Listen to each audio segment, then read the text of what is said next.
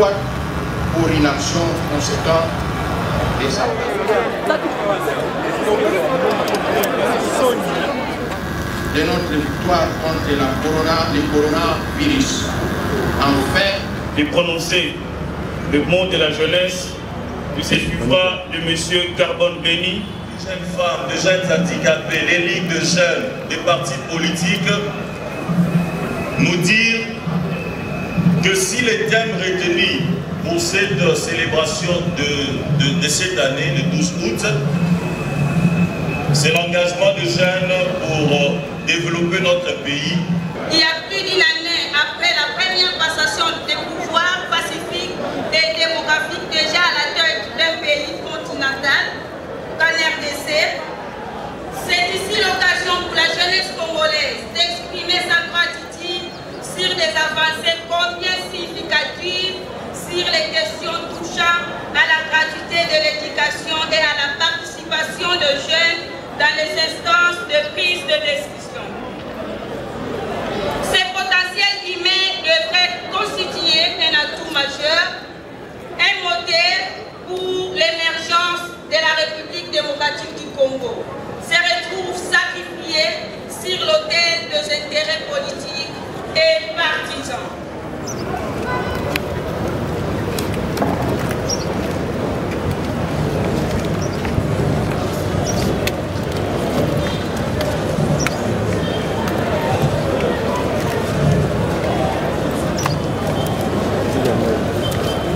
Excellence, Monsieur le Président de la République, chef de l'État, ici représenté par Son Excellence André Kabanda, ministre près le Président de la République, Excellence, Monsieur le ministre d'État, Excellence, Messieurs les ministres, Excellence, Monsieur le ministre délégué, Excellence, Monsieur le vice-ministre, Mesdames et Messieurs, membres des différents corps ici représentés, je voudrais, avant de commencer mon mot, remercier très sincèrement. Et là, je m'adresse directement au représentant du président de la République qui, en dernière minute, nous a dit qu'il était empêché par des rendez-vous très importants de la République. Vous savez qu'un grand nombre des investisseurs allemands arrivent aujourd'hui et donc nous devrions faire la part des choses entre donner de l'emploi aux jeunes et cette manifestation. Donc le président qui tenait à être ici a délégué personnellement le ministre près du président de la République et je tiens sincèrement à lui dire merci pour l'accompagnement. Merci pour cette marque de confiance. Merci pour son engagement pour la cause de cette jeunesse qu'il n'a cessé de manifester dans tous ses discours et même des rendez-vous privés qu'il va accorder pour m'exprimer sa volonté de voir la jeunesse de notre pays sortir de la pauvreté et être acteur du développement de la République démocratique du Congo. Mon cabinet a préparé un très beau discours, mais moi, je préfère parler aux jeunes avec mon cœur, parce que je viens de vous. Je suis des vôtres. Je suis avec vous, j'ai été avec vous dans les rues. Nous nous sommes battus. Ici, je vois les représentants de plusieurs partis politiques, Jekobea, Junior Makelele, Kouriense, Jekoindepes, Bondo, PPRD, Carbone Béni, des mouvements citoyens avec qui nous sommes battus. Je voudrais sincèrement remercier tous ces jeunes, parce que grâce à vous, ce pays aujourd'hui, l'homme politique ne peut plus braquer avec le peuple. À chaque fois que l'homme politique voudra passer à côté, le peuple est là pour s'élever. Et ça, c'est grâce à la vigilance de notre jeunesse, trouvée ici l'occasion pour moi de vous remercier et vous féliciter et vous dire de ne jamais croiser les bras parce que cette nation nous appartient à nous tous.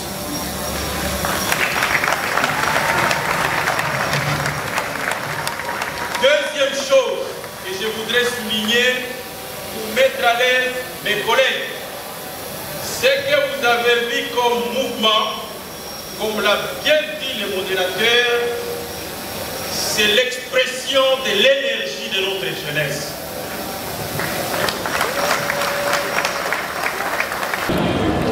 La plus grande bataille qu'un homme puisse remporter dans sa vie, c'est celle contre soi-même.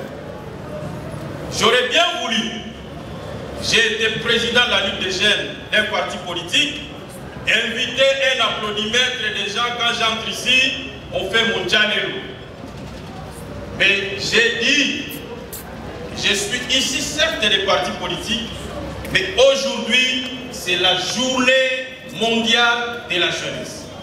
Et la jeunesse, c'est dans sa diversité que nous devons l'écouter. Voilà pourquoi nous avons demandé aux amis du Conseil national de la jeunesse de ne rien laisser et de donner les invitations qu'à des organisations représentatives de la jeunesse. Et c'est comme ça que la liste a été publiée dans les réseaux sociaux et nous avons demandé aux organisations qui n'ont pas été prises en compte de prendre contact avec le Conseil national de la jeunesse. Et les jeunes des partis politiques que vous voyez ici ont reçu les invitations intuitu personnelles. Si nous voulions que cette journée n'ait pas des incidents, croyez-moi, nous aurions pu recourir à nos partis politiques, même cet endroit n'aurait même pas contenu du monde et on nous aurait applaudi. Mais ce n'est pas ça mon objectif à la tête du ministère de la jeunesse. Je dois me départir des couleurs politiques pour servir la cause de la jeunesse congolaise.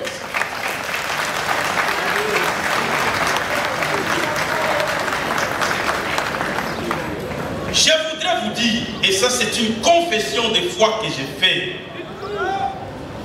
le président de la République a démontré, lorsque cette crise de coronavirus a commencé, il a pris une décision courageuse, au départ critiquée, puisque quand il a pris la décision de confiner Kinshasa, c'était la contradiction totale. Mais en leader, il a dit, vous me donnerez raison après. Et aujourd'hui, il vient de sauver le peuple congolais d'un carnage que nous n'aurions pas pu contenir si on avait laissé faire sans les mesures d'état d'urgence. Je voudrais donc, monsieur le représentant du président de la République, que vous puissiez transmettre au président de la République nos sincères remerciements, puisque aujourd'hui, même les pays les plus industrialisés n'ont pas su contenir la Covid-19. Mais grâce à sa clairvoyance et à son leadership, aujourd'hui, le Congo présente les taux de létalité les plus bas dans le monde, avec nos experts qui travaillent sérieusement. Deuxième confession de foi. Il s'agit de la mesure la plus courageuse, celle de la gratuité de l'enseignement primaire. Cette décision a été prise dans la douleur. Je suis au gouvernement, je sais de quoi je parle. Il y a eu même des gens et des prophètes des malheurs qui ont dit que c'était complètement impossible à voir l'état de notre économie. Mais grâce à sa clairvoyance et à son leadership, aujourd'hui, les fardeaux des frais scolaire pour les parents n'est plus. Et en tant que gouvernement, nous devons continuer les efforts pour améliorer les conditions de vie de nos enseignants, doter les écoles de frais de fonctionnement de manière régulière, ainsi sauver complètement cette mesure courageuse du président de la République que nous appelons affectueusement Fatih Béton.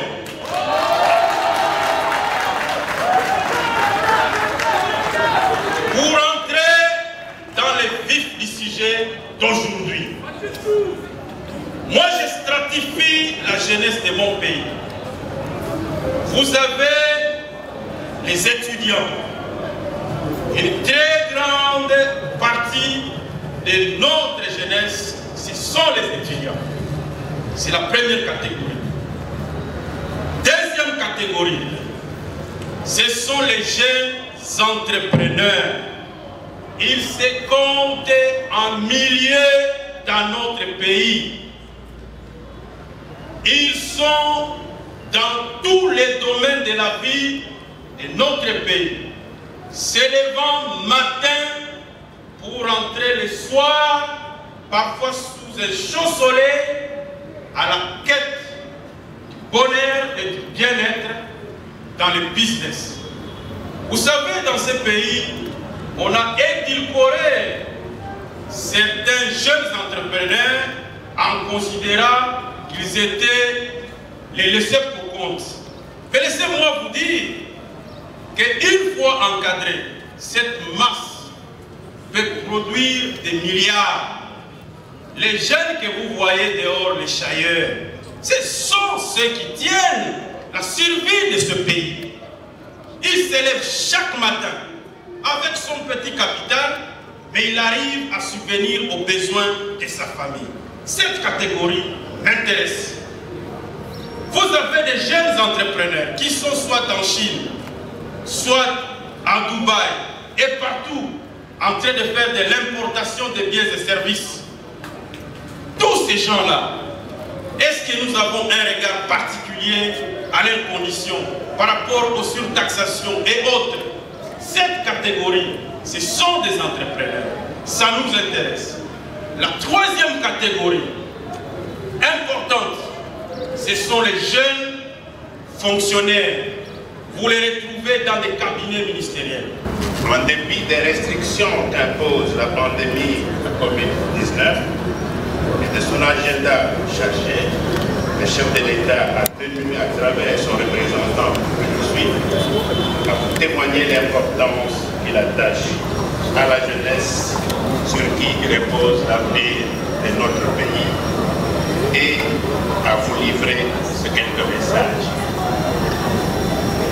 Avant toute chose, le chef de l'État tient à saluer l'heureuse initiative prise par votre ministre, le ministre de la Jeunesse et Initiation à la Nouvelle Citoyenne, la lutte contre les antivaleurs et la corruption, particulièrement en milieu de jeunes, par la promotion de la nouvelle citoyenneté avec à la le changement de mentalité dont une cellule importante de coordination est installée à la présidence de la République. La nécessité de la création d'un fonds pour la promotion de l'entrepreneuriat de jeunes et la relance de brigades de jeunes pour résorber tant soit peu le chômage. Les jeunes, son Excellence, Monsieur le Président de la République, est très conscient des innombrables problèmes qui se posent à vous. D'ailleurs, avec beaucoup d'activités, notamment la pauvreté des parents, les difficultés à étudier pays à l'extérieur, un marché d'emploi quasiment inexistant à cause de la fragilité de notre économie aujourd'hui fortement exsangue et des difficultés par la pandémie à Covid-19, la précarité de la vie. Nouvelle citoyenneté, je me demande est-ce qu'on a déjà eu à qualifier ou à déterminer quelle a été l'ancienne citoyenneté et quelle exactement et précisément cette nouvelle citoyenneté dont on parle. il y a un très grand problème d'engagement citoyen dans ce pays. Il y a également un très grand problème d'engagement, de participation citoyenne dans ce pays.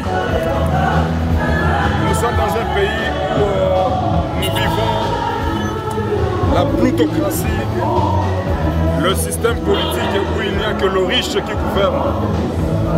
Nous sommes dans un pays où nous vivons la gérontocratie, le système politique où il n'y a que le vieillard qui gouverne. Tant qu'on n'aura pas donné la confiance à la jeunesse congolaise, je pense que ce pays va continuer à patauger dans la boue. Afande Joseph Kabila, le Raïs, il a pris le pouvoir à 29 ans d'âge. Pendant que personne ne lui donnait la chance de pouvoir diriger ces grands pays, détruits par la gérontocratie, le système donc où il n'y a que le vieillard qui doit gouverner. Mais le Raïs a démontré de quoi la jeunesse congolaise est capable. Nous l'avons vécu même dans les années 60 avec la génération Lumumba. Moi je pense qu'il faut absolument intégrer le jeune dans la sphère de décision dans ce pays. Sinon, on va continuer à patauger. Même au sein de partis politiques, le leader politique ne donne pas assez de chance aux jeunes, ainsi qu'aux jeunes dames. Et donc, je plaide pour que, bien entendu, le jeune soit pris en compte dans tout ce qui se fait. Parce que tout ce qui se fera dans ce pays sans la jeunesse, eh bien, ça sera contre cette jeunesse-là. La jeunesse n'est pas équipée. Alors nous devons quand même entendre un plan équipement à la jeunesse, puisque le réseau les jeunes sont engagés. Regardez les jeunes, beaucoup de jeunes sont dans l'informel. Si les jeunes ne sont pas dans l'informel, c'est puisqu'il n'y a pas un cadre où ils vont permettre à la jeune va pour la jeune va être déterminée, l'engagement est ça. Là, c'est pas la rana mutumora lobaka. Tu ne peux pas être engagé si tu n'es pas créatif. Tu ne peux pas être créatif si tu n'es pas aussi imaginatif. Les jeunes sont créatifs. Pourquoi est-ce qu'il n'y a pas d'engagement? C'est qu'il y a un problème au niveau, de l'État pour trouver un cadre qui permettra à la jeunesse d'entrer. Parce que les jeunes, depuis très longtemps, beaucoup de jeunes sont dans l'informel.